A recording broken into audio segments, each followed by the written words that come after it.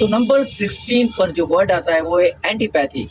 अब मैं आपको क्विकली और सिंपल और जल्दी-जल्दी में बताता हूँ, क्योंकि स्टूडेंट को जो चीज़ चाहिए वो कोई देता नहीं ठीक तरीके से, घुमा फिरा के फिर पैसे की बात करता है। इसके लिए मैं आपको दे रहा हूँ। एंटीपैथी का मतलब होता है स्ट्रॉन्ग डिसलाइक। ठीक है, तो आपको ये सिंपल करके दूँ तो इसका मतलब होगा शदीद नफरत करना, सख्त नापसंद करना। बस इतना याद रखें इस वर्ड को, इसके आगे मत जाना, डिटेल में ना जाना। ही एग्जाम्पल, हर वर्ड के मैं 5 एग्जाम्पल देता हूँ। अगर आप 5 एग्जाम्पल को भी समझेंगे, सुनेंगे, वीडियो को देखेंगे तो आपको अच्छी तरीके से नॉलेज और समझ में आ जाएगा। एग्जाम्पल नंबर 1 है, he showed open antipathy toward his boss. उसने अपने बॉस से खुली नफरत का इजहार किया। ओपन का मतलब होता है खुली, एंटीपैथी का मतलब होता है नफरत, टुवर्ड अपनी बॉस की जानिब। ठीक है, अभी देखो ये जो एंटीपैथी है ये प्रीपोजिशन उठाता है। कौन कौन सी उठाएगा? ये टुवर्ड उठाएगा, ये टू उठाएगा, ये अगेंस्ट उठाएगा। ठीक है, इनके साथ प्रीपोजिशन ये तकरीबन ये तीनों प्रीपोजिशन इसके साथ लगी हुई होती है। गौर करें, बहुत छोटी सी बातें हैं। दूसरे नंबर पर एग्जाम्पल है, she field antipathy for lawyers. उसे झूठ बोलने वालों से सख्त नफरत है। ठीक है, इस तरह से ये वर्ड है। तीसरे नंबर पर एग्जाम्पल आता है, I have no antipathy against him. मुझे उससे कोई नफरत नहीं है। ठीक है, इस तरह से his face showed clear antipathy. उसके चेहरे से साफ नजर आ रहा था कि वो नफरत करता है, नफरत कर रहा है। ठीक है, इस तरह से। पांचवें नंबर पर हर वर्ड के 5 एग्जाम्पल देता हूँ। पांचवें नंबर पर एग्जाम्पल है, दे हैड म्यूचुअल एंटीपैथी। उन दोनों के दरमियान आपस में नफरत थी। ठीक है, दोनों के दरमियान म्यूचुअल। यहाँ पर एक बात बताऊं, मैंने जो ये लिखा है 1,80,000 वर्ड्स को 11,000 वर्ड्स में कैसे कन्वर्ट करें, और कन्वर्ट किया है मैंने। ये आपको बात बतानी जरूरी है। देखो मैंने इस तरह से ये लिखा हुआ है थंबनेल पर, इसका मतलब यहाँ पर ये है एंटीपैथी के साथ। आप देखो, आप खुद देखो कितने आपके ओल्ड वर्ड मैंने कवर करवा लिए। देखो जैसे कि टुवर्ड हो गया, और लायर हो गया, और दूसरा नंबर है क्लियर हो गया, साफ नफरत, और उसके बाद म्यूचुअल आ गया, और उसके बाद इस तरह से ये वर्ड्स मैंने आपको एक वर्ड में बहुत वर्ड मिल जाएंगे। ठीक है, इस तरह से ये A to Z हम पढ़ेंगे तो कंप्लीट डिक्शनरी आ जाएगी 1100 वर्ड्स में। देखना, आप गौर करें। चलो दूसरे नंबर पर वर्ड आता है जो 17 है, वो है अपैथेटिक। अपैथेटिक का मतलब होता है लापरवाह, जैसे कुछ फर्क ना पड़े, दिलचस्पी ना हो। ठीक है, एग्जाम्पल में 100% समझ जाओगे आप। देखो, द वोटर और एम्पैथेटिक, जो वोट करते हैं इलेक्शन में, वो वोटर क्या है? एपैथेटिक। उनको कोई फर्क ही नहीं पड़ता वोट देने में, वो लापरवाह वोटर हैं। ठीक है, तो ये एक एग्जांपल था। अभी नंबर 1 एग्जांपल, 5 एग्जांपल शुरू करूंगा। नंबर 1 पर है, he was empathetic to the problem. वो उससे मसले से बेपरवाह था, वो मसले से बेपरवाह था। ठीक है, उसको परवाही नहीं थी।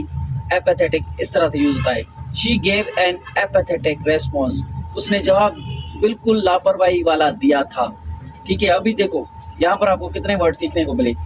लापरवाह, रेस्पॉन्स का मतलब जवाब, प्रॉब्लम, तो वोटर, तो इस तरह से ये वर्ड आपको मिलते जा रहे हैं। ठीक है, तो तीसरे नंबर पर जो सेंटेंस आता है वो है, दे वर एपैथेटिक अबाउट पॉलिटिक्स। उन्हें सियासत में कोई भी दिलचस्पी नहीं है। मेरे कारण दिलचस्पी, नापसंद, इस तरह से लापरवाही। इस मीनिंग, इस वर्ड की अपैथेटिक का मतलब यही निकलेगा। ठीक है, ये बस गौर करें। The students look apathetic in class. तालबा स्टूडेंट बोलते हैं क्लास में बेजान रह रहे थे। सेंस को भी समझे, बेजान मतलब कि इंटरेस्ट नहीं ले रहे थे क्लास में, तो वो क्या हुआ? लापरवाही कर रहे हैं। Don't be apathetic to your duty. अपनी जिम्मेदारियों से लापरवाह मत बनो। ठीक है, अभी आपको लापरवाही का भी पता चल गया और जिम्मेदारियों का पता चल गया। ड्यूटी, जो आपके फर्ज है उनसे आप लापरवाही ना करें, जिम्मेदारियों से निभाएं, इस तरह से कहा गया है। इसी तरीके से हम बातें करते हैं, इसी तरीके से ऐसे सवाल आते हैं, इसी तरीके से यही वर्ड यूज करने होते हैं। तो 18th नंबर पर जो वर्ड आता है वो है आर्बिट्रेरी। आर्बिट्रेरी का मतलब होता है इनजस्टिस, नाइंसाफी वाला, मतलब जो भी काम होगा उसमें बिना किसी ठीक वजह के क्या किया गया फैसला, या सिर्फ अपनी मर्जी से किया गया फैसला। नाइंसाफी वाला, नज़रअंदाज वाला फैसला करना, अंदाजे पर डिपेंड हो। वो सेंटेंस। अभी एग्जांपल में आपको समझ में आ जाएगा। नंबर 1 एग्जांपल है द रूल्स सीम्स आर्बिट्रेरी, मतलब के कवायद बिल्कुल, जो कानून होते हैं बिल्कुल मनमानी वाले थे। मतलब जो वो कानून बनाए उसने वो अपनी मर्जी से बनाए। He made an arbitrary judgement, उसने बगैर दलील के फैसला किया। अब जजमेंट का भी आपको पता चल गया, फैसला करना होता है, ठीक है। तीसरे नंबर पर एग्जांपल आता है हर एक्शंस आर ओपन आर्बिट्रेरी, उसे और उसकी हरकतें, एक्शन का मतलब होता है हरकतें, उसके हरकतें अक्सर मनमानी वाली होती है, मतलब कि मेरी मानो। चौथे नंबर पर एग्जांपल आता है द पनिशमेंट वाज आर्बिट्रेरी, सजा बिल्कुल गैर मुंसिफाना थी, मतलब कि नाइंसाफी वाली सजा दी गई उसको। उसने इतना बड़ा गुनाह नहीं किया था जितना बड़ा उसको बूट लगे, ठीक है। पांचवें नंबर पर एग्जांपल आता है द इंटरेस्ट, और मजे के साथ पढ़े, the selections was completely arbitrary, मतलब कि वो एग्जाम में ऐसे लोगों को सिलेक्ट कर दिया, पास कर दिया जो जॉब के लिए अप्लाई करते हैं फिर टेस्ट देते हैं, उन ऐसे मुकम्मल तौर पर नाइंसाफी पर जो कि काबिल नहीं थे उनको उठा लिया, ठीक है, करप्शन करके, पैसे लेकर, कुछ भी करके। 19th पर बहुत इंटरेस्टिंग और मज़ेदार वर्ड आ रहा है, अभी आपको पता चल जाएगा, ये याद करने में भी आसान होगा। 19th वर्ड है मुश्किल। अब आप मुझे कमेंट में ज़रूर बताएं कि किस तरह से हमको पढ़ना चाहिए, ठीक है, ये आपका सलाह मुझे चाहिए। तो 19th वर्ड है ऑडियस, मतलब कि मुश्किल, मेहनत तलब, मेहनत मांग रहा है। इस तरह से जो सेंटेंस बनाएंगे हम उसमें ये मीनिंग इसकी निकलेगी ऑर्डर्स की, ठीक है, ये एक एडजेक्टिव है। The journey was long and arduous, अब सफ़र लंबा और थका देने वाला था, ठीक है, मतलब मुश्किल था।